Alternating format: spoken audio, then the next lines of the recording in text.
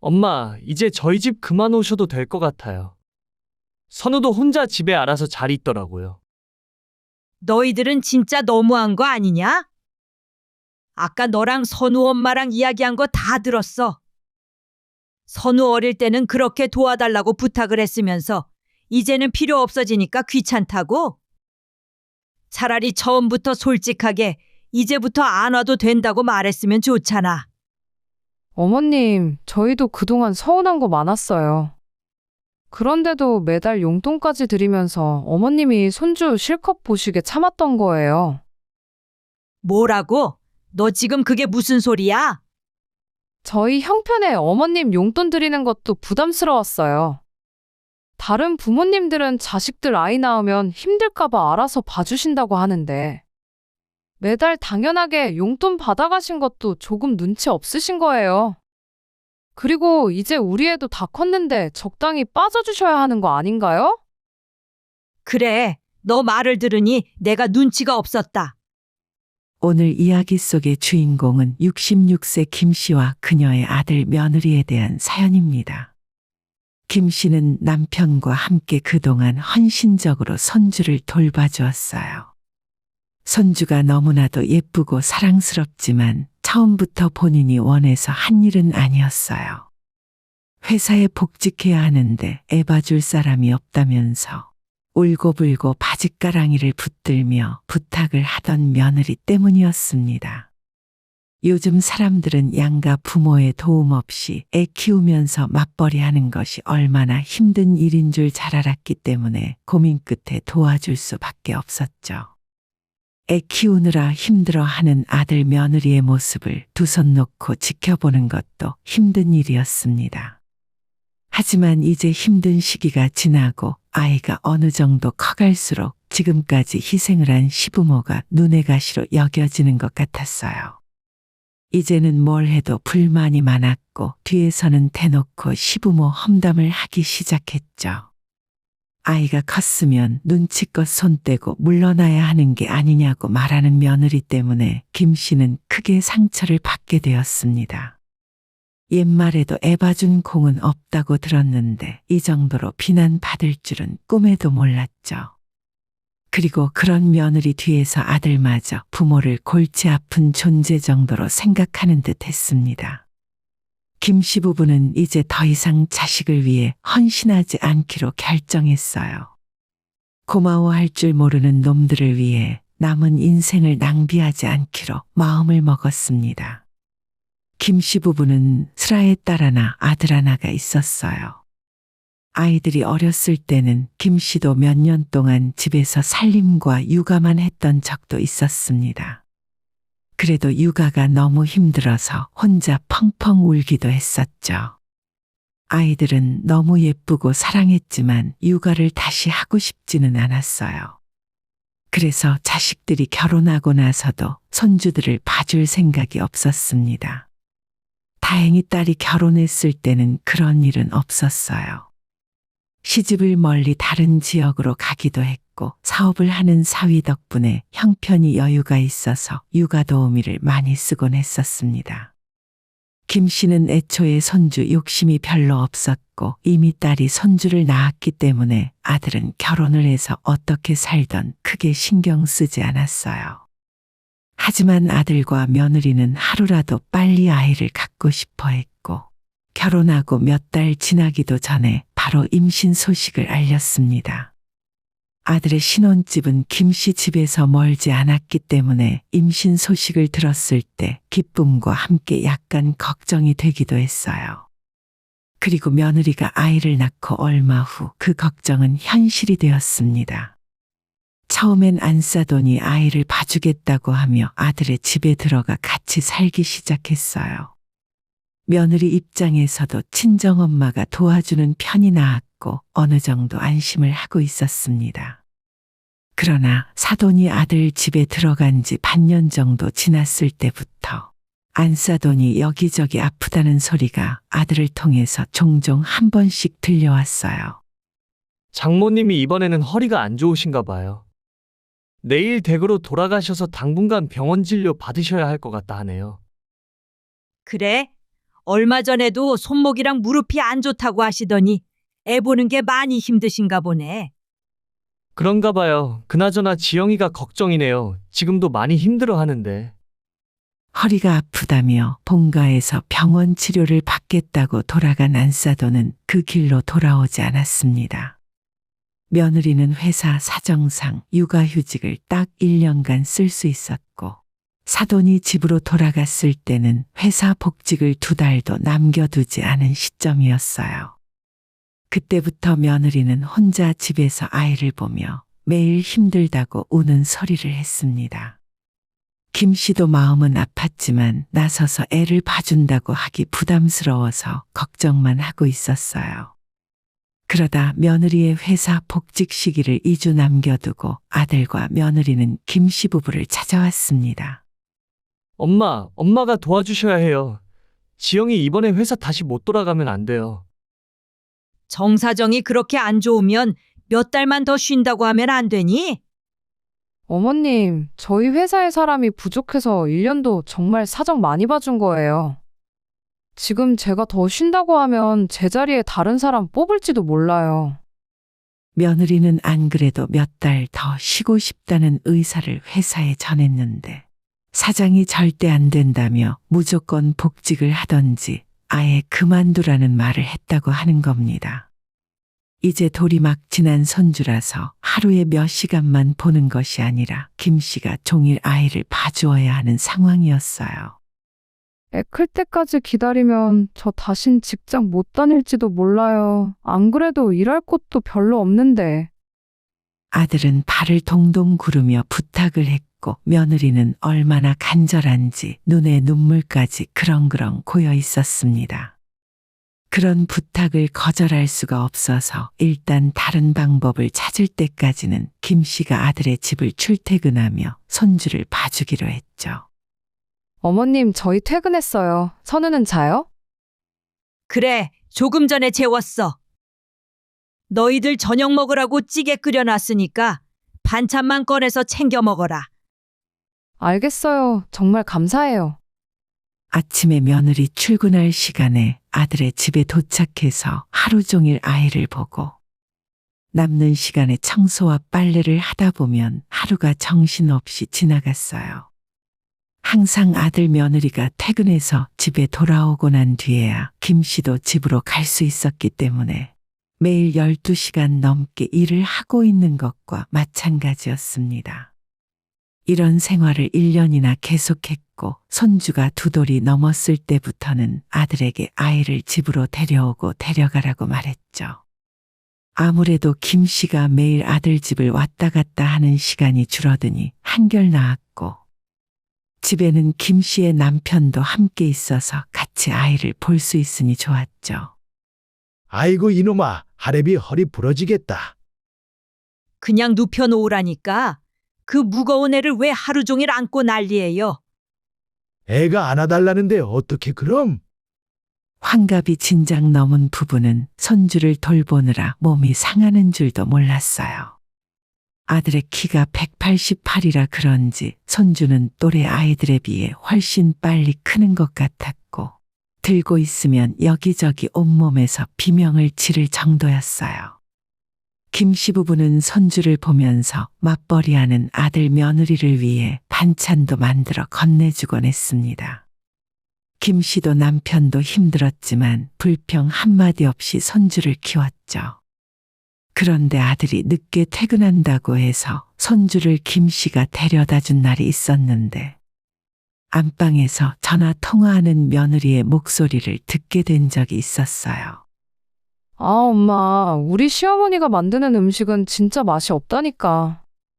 그냥 주니까 억지로 먹는 거지. 어차피 돈 드는 것도 아니고. 예전에 우리 집에 오셨을 때도 살림을 대체 뭘 하는지 모르겠더라. 맨날 집은 정리가 안 되어 있고 낮에 청소라도 좀 똑바로 해놓지. 그래도 돈 얼마 안 들이니까 그러려니 하는 거야. 안방 문을 닫고 전화를 하느라 김 씨가 현관문을 열고 들어오는 줄도 몰랐던 것 같았습니다. 김 씨는 손주만 두고 조용히 나가려고 했는데 통화를 마친 며느리가 방문을 열고 거실로 나오면서 눈이 마주쳤고 그 눈이 튀어나올 것처럼 커지더라고요. 그날 이후로 집안은 발칵 뒤집혔습니다. 능숙하게 친정엄마와 김 씨의 뒷담화를 하는 말을 들어보니 이번이 처음은 아닌 것 같았어요. 남편도 김 씨의 말을 듣고 너무 화가 나서 앞으로는 손주를 봐주지 말라고 펄펄 뛰었습니다. 야근을 마치고 뒤늦게 퇴근한 아들은 펑펑 울고 있는 며느리와 함께 김 씨의 집을 찾아왔어요. 우리는 너희들이 그런 생각하고 있는 줄은 몰랐어. 앞으로 사람을 쓰던 회사를 그만두던 너희들이 알아서 해. 엄마 그러지 마세요. 갑자기 이러시면 저희는 어떡해요? 아들의 말에 남편은 화가 잔뜩 난 목소리로 크게 호통을 쳤습니다. 너는 네 엄마 얼마나 고생하는지 몰라서 그래. 어디 뻔뻔하게 도와주려는 사람한테 뒤에서 욕을 할 수가 있어. 아니, 그런 거 아니에요. 좀 오해가 있었던 것 같아요. 설령 마음에 안 드는 부분이 있더라도 그렇게 말하면 안 되는 거야. 앞으로 우리가 안 싸돈 얼굴을 어떻게 보겠냐? 진짜 망신도 이런 망신이 없다. 어머님, 아버님, 그런 게 아니에요. 저도 마음속으로 항상 감사하고 있어요. 당장 내일부터 선우 안 봐주시면 저 진짜 출근도 못해요. 아직 애가 어린데 어떻게 다른 사람 손에 맡기겠어요. 눈물을 뚝뚝 흘리는 며느리를 보며 김 씨는 매몰차게 거절하기 어려웠어요. 며느리 품에 안겨 있는 손주까지 울음을 터뜨렸고 일단 김 씨가 손주를 달래기 위해 안아들고 밖으로 나갔어요. 남편은 아직도 화가 안 풀렸는지 아들 며느리에게 이만 돌아가라 말했고 그날 저녁 마음이 약해진 김 씨는 남편에게 아이들을 용서해 주자고 말했어요. 다음 날도 다시 평소처럼 아이를 봐주기로 했고 손주가 4살이 될 때까진 하루 종일 집에서 아이를 봐주었죠. 4살이 될 때부터 어린이집에 다니기 시작해서 오후 4시부터 며느리 퇴근하기 전까지만 봐주면 되었습니다. 시간이 줄어 많이 편해지긴 했어도 남자아이가 나이를 먹어감에 따라 활동량을 감당하기가 힘들었어요. 젊은 사람이 해도 손목이 아프고 허리가 나가는 육아를 60 넘고 70을 바라보는 나이 든 사람들이 하려니 여간 벅찬 것이 아니었죠. 예전에는 병원에 그리 많이 다니지도 않았는데 요즘은 부부가 번갈아가며 정형외과나 한의원을 찾았습니다. 그리고 아이가 6살이 되었을 때 유치원에 들어갔죠. 어머님, 선우 간식 좀 그만 주세요. 애가 유치원에서도 체중 제일 많이 나가고 집에서도 맨날 간식 달라고 난리예요. 어머님이 버릇을 너무 잘못 들이셨어요. 그래, 알겠다. 근데 선우가 과자를 너무 좋아해. 그리고 그 나이에 살집이 좀 있는 건 나중에 전부 키로 간다더라. 아무리 그래도 그렇죠. 제가 엄만데 육아 방식이 있잖아요. 최소한 거기에는 맞춰주셔야죠. 며느리는 손주가 유치원에 다닐 때부터 부쩍 김 씨에게 짜증이 늘었습니다. 아이 엄마가 아이를 걱정해서 하는 말이니 어쩔 수 없는 일이라 생각했지만 듣는 김 씨도 기분이 좋진 않았죠. 이제는 며느리한테 전화가 걸려오면 심장이 덜컥 내려앉는 지경에 이르렀어요. 아이가 혼자서 할 수 있는 것이 늘어나고 점점 손이 덜 가게 되자 며느리도 여유가 생긴 것 같았고 육아에 대해 이것저것 참견하기 시작했죠. 그러다 보니 이전까지는 아무 말 없던 김 씨의 육아 방식이 마음에 들지 않는 것 같았습니다. 처음 아이를 봐주면서 용돈으로 50만 원 받았고 5년이 지난 지금까지도 금액은 거기에서 전혀 오르지 않았어요. 물론 돈 벌려고 하는 일이 아니라 아들 며느리 돕자고 하는 일이었기 때문에 금액은 큰 상관이 없었지만 자기들은 50만 원을 주기 때문에 대가를 다 지불했다는 듯한 그 태도는 항상 마음에 들지 않았어요.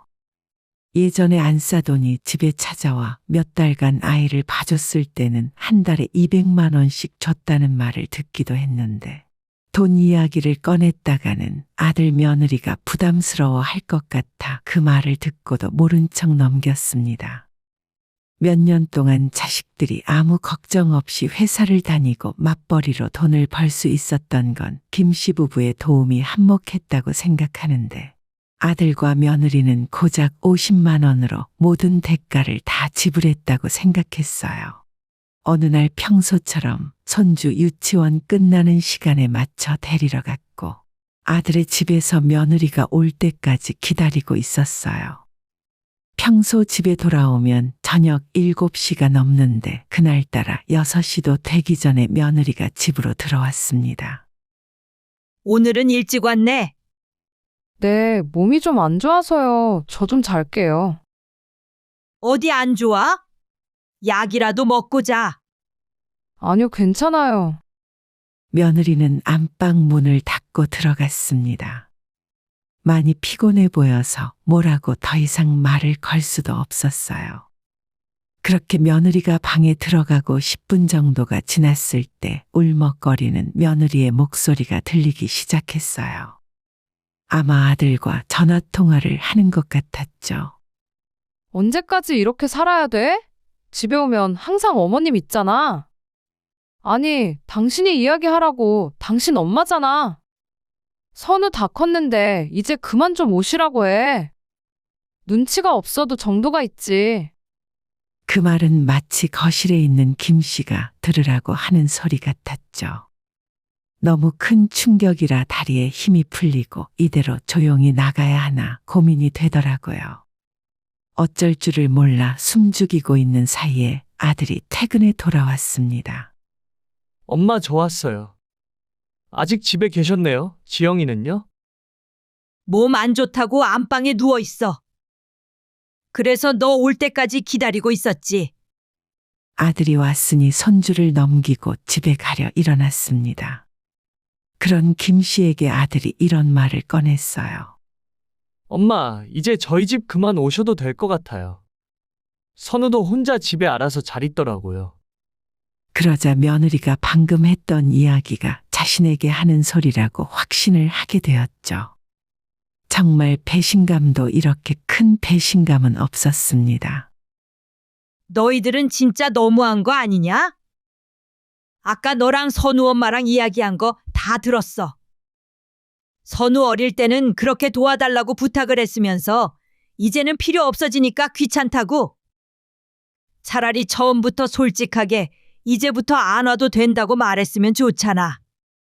김 씨의 큰 소리를 듣고 며느리가 안방에서 문을 열고 나왔습니다. 어머님, 저희도 그동안 서운한 거 많았어요. 그런데도 매달 용돈까지 드리면서 어머님이 손주 실컷 보시게 참았던 거예요. 뭐라고? 너 지금 그게 무슨 소리야? 저희 형편에 어머님 용돈 드리는 것도 부담스러웠어요. 다른 부모님들은 자식들 아이 낳으면 힘들까봐 알아서 봐주신다고 하는데 매달 당연하게 용돈 받아가신 것도 조금 눈치 없으신 거예요. 그리고 이제 애도 다 컸는데 적당히 빠져주셔야 하는 거 아닌가요? 정말 지난 몇 년의 시간이 허탈할 정도로 황당하고 기운이 빠지는 소리였죠.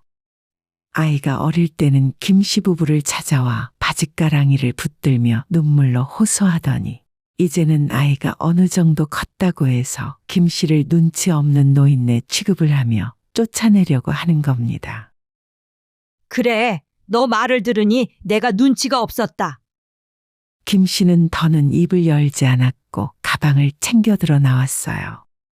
아들은 현관문 밖까지 김 씨를 따라 나오며 조금이라도 이 상황을 수습하려고 애를 썼습니다. 엄마, 오늘 아침부터 선우 엄마가 몸이 안 좋아서 좀 예민한 것 같아요. 저희가 그런 뜻으로 말씀드린 건 아니에요. 하지만 끝까지 며느리는 아무런 사과의 말조차 없었고 애매한 태도로 일관하는 아들에게 큰 실망을 하게 되었습니다. 됐어. 내일부터는 안 올 테니까 지영이한테도 걱정하지 말라 해라. 너희도 앞으론 선우 맡기지 마. 아무리 아들 며느리가 급한 일이 생기더라도 단 1시간도 손주를 봐주고 싶지 않았어요. 예쁜 내 손주였지만 이런 말까지 들어가며 고생할 이유는 없었죠. 김 씨는 집으로 돌아오자마자 서러움이 폭발해 눈물을 흘렸고, 그런 김 씨에게 자초지종을 들은 남편은 당장 아들의 집으로 찾아가 한바탕 뒤집어 놓았어요. 얼마나 남편이 크게 나무랐는지 다음날 아들이 김 씨에게 전화해서 아버지한테 실망했다는 헛소리를 하더라고요. 그 말에 조금 남은 정까지 뚝 떨어지는 기분이 들었습니다. 이렇게 이기적인 자식으로 키웠으니 손주를 봐준 것에 조금의 감사도 할 줄 모르는 건 당연한 일이었죠. 김 씨는 아들 며느리에게 배신당한 후 항상 기운이 없이 누워서 시간을 보냈어요. 남편은 차라리 잘 됐다며 이참에 병원에서 진료도 받고 부부끼리 여행도 다니며 즐거운 시간을 보내자고 했죠. 김 씨도 시간이 지날수록 자신이 왜 그렇게까지 자식 손주들에게 목을 메고 있었나 싶어 스스로 지난 시간을 후회하게 되었어요. 남편의 말대로 함께 산책도 다니고 여유를 즐기며 살다 보니 조금씩 마음이 치유가 되는 기분이었죠. 몇 달 동안 아들 며느리와는 전화 한 통화 없이 지냈는데, 그러다 얼마 전 아들에게 둘째가 생겼다는 소식을 듣게 되었습니다. 그래, 둘째 축하한다. 감사해요. 선우 보고 싶지 않으세요? 제가 내일 데려갈까요? 아들이야 그렇다 치고 손주는 항상 눈에 아른거릴 정도로 보고 싶었어요. 몇 년간 기저귀 갈아가며 키운 손주였기에 당연히 매일 생각이 났습니다. 하지만 손주를 보려고 아들 며느리와 마주치는 건 사양하고 싶었죠. 아니다. 데려올 필요 없어. 괜히 눈치 없이 손주 보여달라고 안 할게. 며느리가 했던 말을 그대로 돌려주었더니 아들은 한참 아무 말도 없었어요. 김 씨는 아들이 둘째 생겼다는 기쁜 소식 외에 추가로 어떤 할 말이 있는지 짐작할 수 있었습니다. 하지만 그 말은 아주 뻔뻔하고 염치 없는 말이었기 때문에 아들의 입에서 절대 나오지 않기를 바랬죠. 엄마, 둘째도 엄마가 봐주셨으면 좋겠어요. 이번엔 지영이가 육아휴직을 아예 쓸 수 없을 것 같대요. 그런 말을 듣고도 아들과의 연을 끊지 않는 건 정말 스스로 목을 조르는 일처럼 느껴졌습니다. 며느리한테 그런 말까지 들었는데 아들은 김 씨에게 너무나도 큰 죄를 짓는 것과 마찬가지였죠. 김 씨는 더는 아들과 이야기하지 않았고 남편과 상의 끝에 며칠 후 20년간 아무 문제 없이 살던 집을 부동산에 내놓았습니다. 지금은 아들 집에서 대중교통으로 15분 거리에 있었지만 이제는 아예 자주 볼 수 없는 딸이 사는 지역으로 이사를 할 생각이었어요. 아무리 아들이 급하다고 싹싹 빌어도 절대 아이를 봐줄 수 없는 곳으로 이사를 가는 것이 나았습니다. 어차피 딸은 아이가 중학생이라 김 씨 부부에게 맡길 필요도 없었고 사위 역시도 훨씬 살가운 성격이라 가까이 살아도 큰 문제는 없을 것 같았죠. 김 씨 부부의 이사 소식을 듣고 깜짝 놀란 아들이 며느리와 함께 집으로 찾아와 무슨 짓이냐고 따졌지만 부모가 어디에서 살던 자식이 상관할 문제는 아니었어요.